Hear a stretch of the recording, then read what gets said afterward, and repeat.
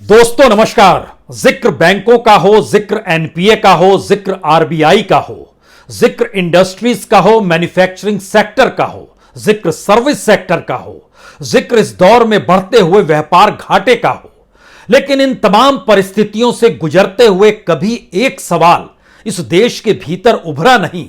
क्या ऐसे हालात हो सकते हैं जब गेहूं और चावल भी ना मिले, और मिले तो बहुत महंगा मिले, और हालात इतने बदतर हो जाएं कि हम दुनिया के बाजार में अब अन्न का एक दाना भी एक्सपोर्ट करने की स्थिति में नहीं है, क्योंकि इस देश का पेट पहले भरना है।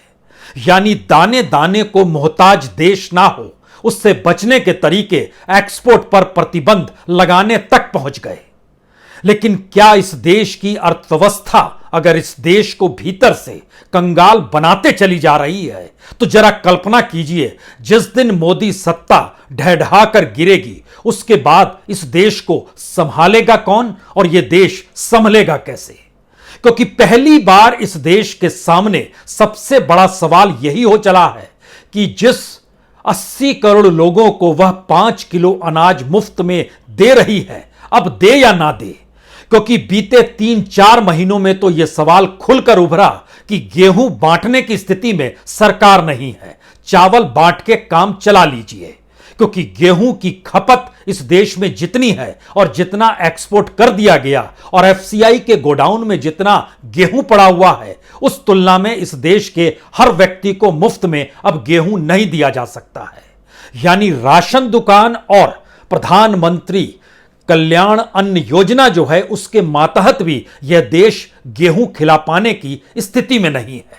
जबकि दुनिया में जितना अनाज का उत्पादन होता है, भारत रिकॉर्ड उत्पादन करता है। और भारत के प्रधानमंत्री ने 4-5 महीने पहले ही खुले तौर पर दावा भी किया था, हम दुनिया का पेट भर सकते हैं। यकीनन दुनिया का पेट भारत भर सकता है, लेकिन यह कौन सी प्लानिंग है और यह देश की अर्थव्यवस्था को किस रास्ते पर ले जाया जा रहा है, जहां पहले गेहूं के एक्सपोर्ट पर प्रतिबंध लगाना पड़ गया, उसके बाद आटे पर प्रतिबंध लगाना पड़ गया, और आज से चावल के एक्सपोर्ट पर भी प्रतिबंध लग गया। क्योंकि इस देश के भीतर जितनी अनाज की जरूरत है, उसको लेकर आने वाले वक्त में संकट मंडरा तो नहीं रहा है, या फिर बढ़ती हुई महंगाई के बीच जो लोगों की आय है, उसमें अनाज खरीदना भी एक बड़े तबके के लिए बहुत मुश्किल तो नहीं हो जाएगा। मिडिल क्लास तो उसमें यूं ही दब जाएगा।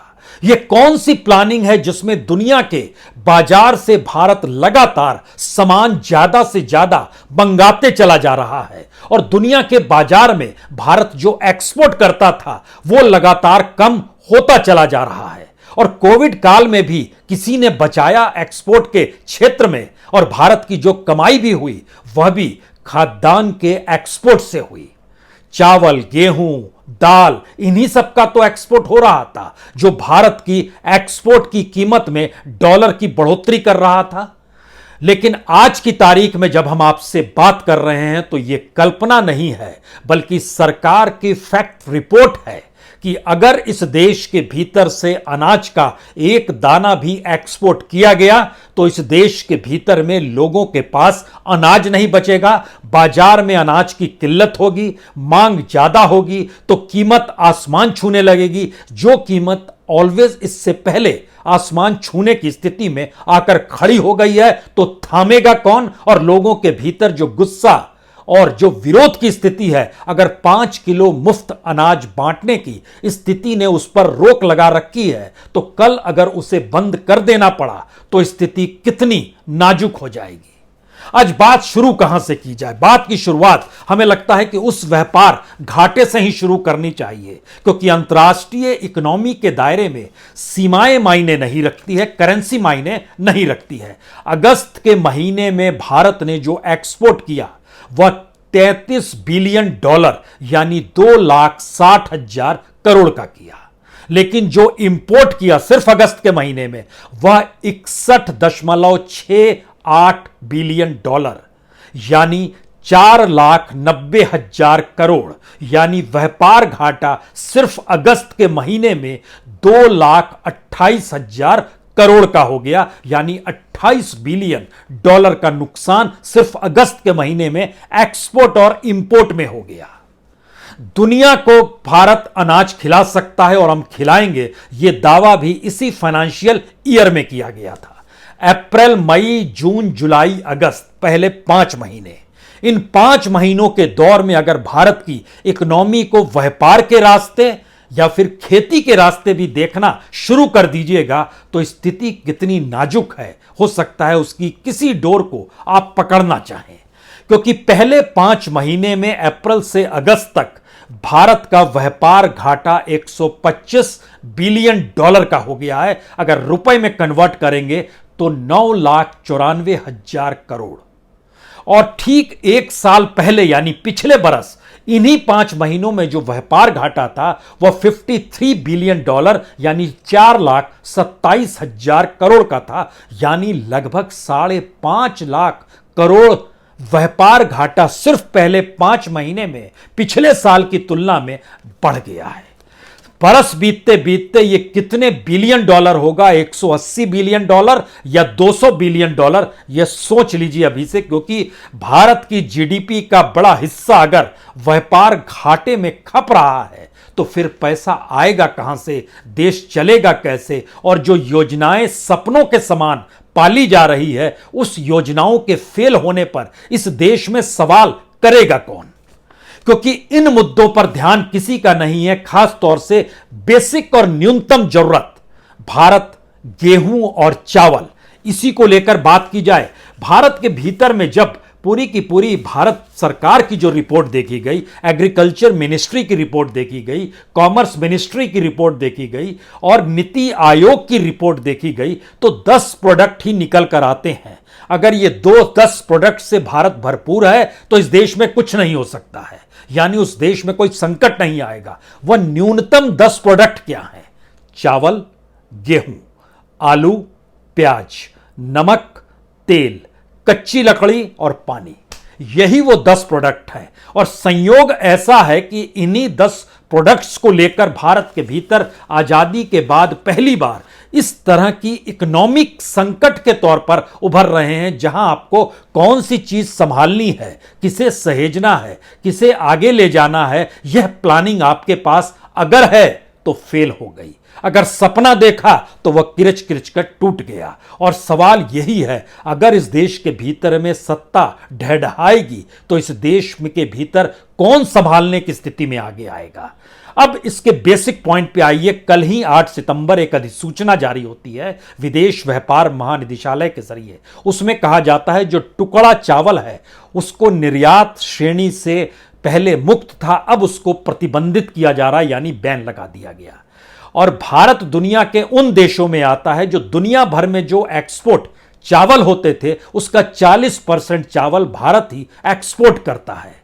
स्थिति इतनी नाजुक हो गई कि इस अधिसूचना के चंद घंटे पहले सरकार ने कहा कि 20% निर्यात शुल्क भी हम बढ़ा रहे हैं, यानी जो चाहते भी हैं कि अनाज को बाहर भेजें और चावल को बाहर भेजें उन पर 20% टैक्स उन्हें यहां देना पड़ेगा। स्थिति नाजुक है। गेहूं से होते, आटा से होते बात चावल तक आ गई है। जरा सुनिए सहेज कर, क्योंकि स्थिति कितनी नाजुक है इसको सिर्फ इस बात से समझिए कि पिछले बरस जितना अनाज हुआ था इस बार उतना अनाज नहीं हो सकता है। हमने गेहूं के मामले में देखा, गर्मी ज्यादा पड़ी तो प्रोडक्शन घट गया और अनाज के दाने छोटे हो गए जो कि निकल रहे थे गेहूं के दाने। उसके बाद बाढ़ आई। बाढ़ ने ऐसी परिस्थिति पैदा कर दी कि इस देश में धान की जो बुआई होती थी वो लगभग 6 से 10% हिस्सा उस बाढ़ के क्षेत्र में चला गया, तो वहां बुआई नहीं हो पाई।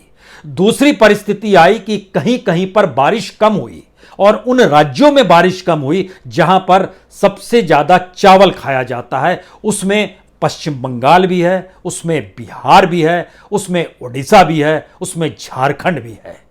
इन तमाम राज्यों में बारिश कम हुई तो यहां पर यह मानकर चला जा रहा है कि उत्पादन लगभग 10% तक कम होगा। यानी ओवरऑल अगर आप देखेंगे खुले तौर पर बाढ़ के क्षेत्र में आई हुई जमीन, कम बारिश की वजह से बुआई ना होने की परिस्थिति और प्रोडक्शन जो है वह 10 से 15% कम हो सकता है।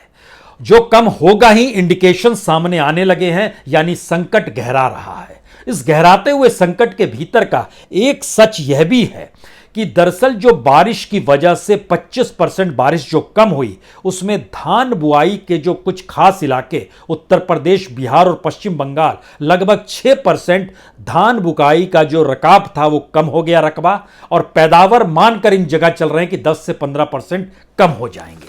अगला सवाल, भारत दुनिया के बाजार में अगर 40% चावल को भेजता रहा तो टूटे दाने जो भेजे जाते थे वह 60% के दायरे में आते हैं, और दुनिया के बाजार में अब कीमत बढ़नी शुरू हो गई। $350 प्रति टन से बढ़ते बढ़ते $400 प्रति टन, और अब $450 प्रति टन के लिहाज से यहां पर चीजें आकर टिक रही है।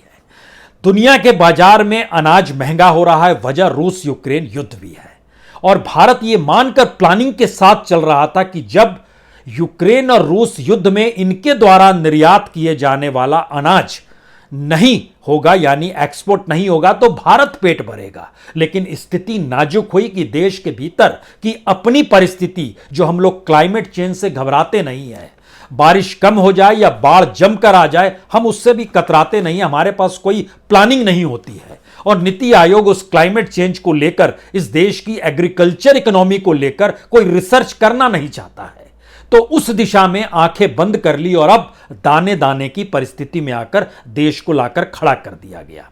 अब यहां पर यह समझिए कि जो चावल होता है वो चावल बाखूबी बहुत हुआ है।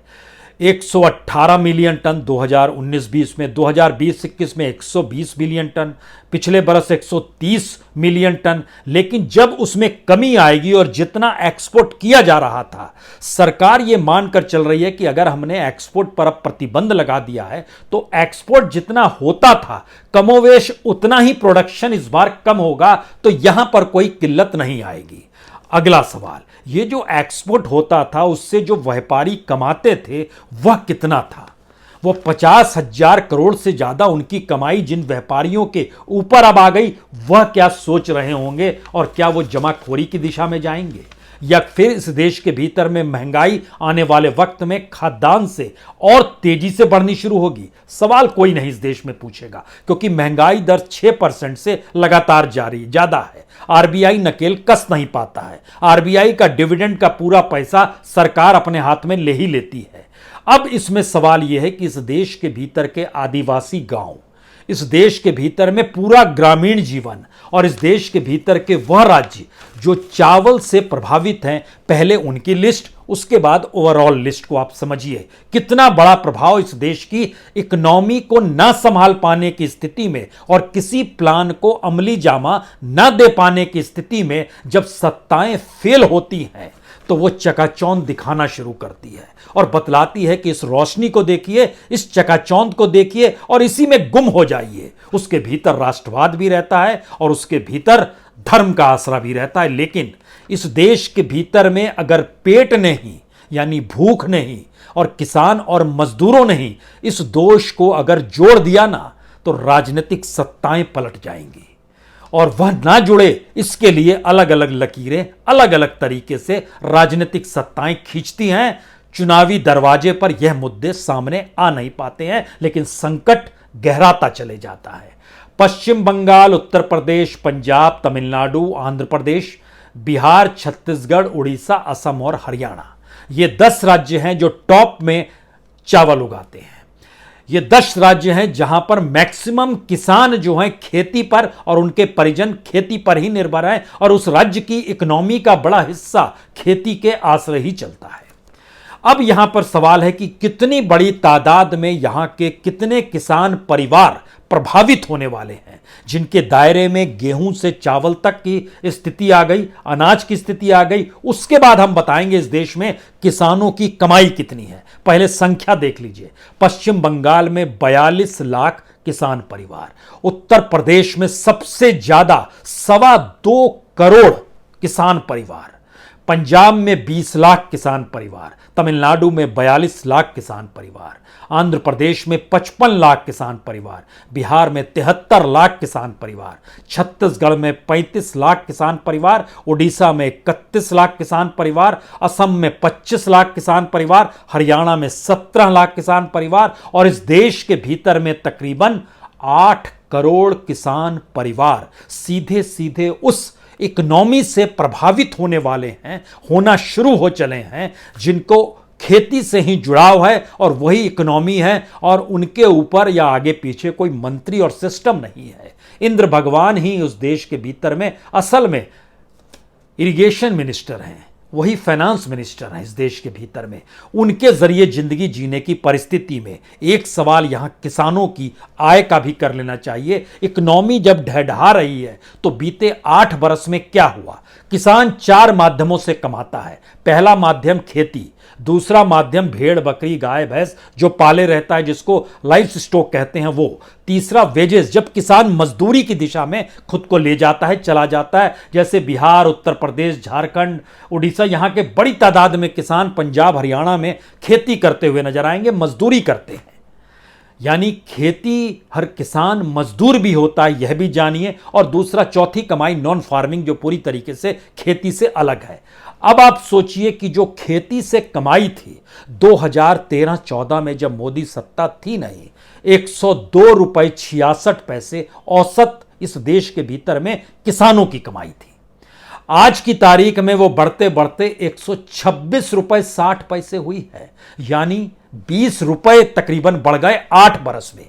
दुगनी कमाई कहे जाए, दुगनी कमाई हुई है मजदूरी में। इस देश का किसान मजदूर हो जाए और मजदूरी के तौर पर कमाने लगे। दुनिया का पेट भरने का प्लान और वादा सरकार अंतर्राष्ट्रीय मंचों पर करती जरूर है, लेकिन इस देश के भीतर में जो पेट भरने के लिए मशक्कत करता है वो भी मजदूर में कैसे तब्दील हो गया। वह किसान जिसका खेत है, मजदूरी के तौर पर 2013-14 में कमाई थी 69 रुपीज 69 रुपए प्रतिदिन के, वह बढ़कर 135 रुपए प्रतिदिन के हो गए। दुगने आप कह सकते हैं, यह है दुगनी कमाई। जो बाकी कमाई है, जो भेड़ बकरी उससे जो कमाई होती थी, वो महीने की कमाई उस समय 763 थी, वह भी दुगनी हो गई, आज की तारीख में 1500 हो गई। महीने की कमाई है ये।